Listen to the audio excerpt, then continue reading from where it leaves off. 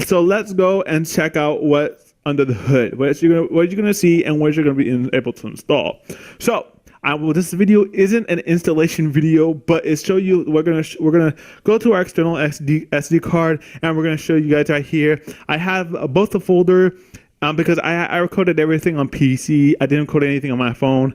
But here's the application, the Perform Remote Play application, and here is the compatibility files. The compatibility files is about 100 and something kilobytes. Now it's going to be 8.62 megabytes to download, which is going to be a little bit more uncompressed when it does install, but it's perfectly fine.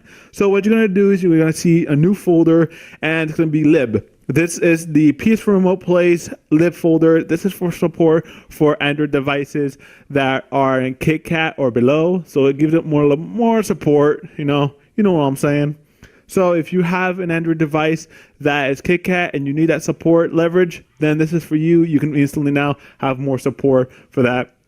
All right, so if you go to also application, if you go to the application app, which thinks this thing is being dumb, you go to app, and then you'll see a DualShock 4 folder with a DualShock 4 application.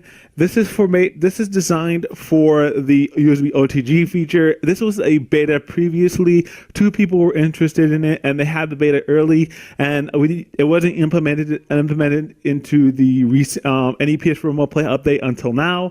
But this comes with the URPI version 3.0 compatibility flasher, and it has permissions already pre-set up. But if you are going to install this manually, I recommend you, if you're on Lollipop, then just don't put this in a folder. Don't put this file in a folder. Just put it in system/app, so it can be able to recognize as a system app, and just set up permissions as if you were going to be setting up as the same thing as you set up the permissions for framework, for the framework files and exec/permission files, and you'll be perfectly fine.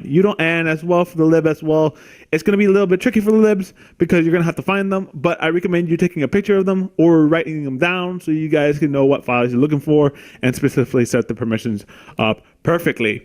So I'm going to show you guys how these files are actually set up, and I don't want you guys getting confused and this thing is being dumb again. All right, so you guys can see how this flasher manages to flash the files in according order and be able to set the permissions for them to work. So we have the UI print, which shows up in the custom recovery, and you have all this information. You usually will see this information. You will see instructing files. You will see permissions. If you need help with finding that and you need to find the permissions or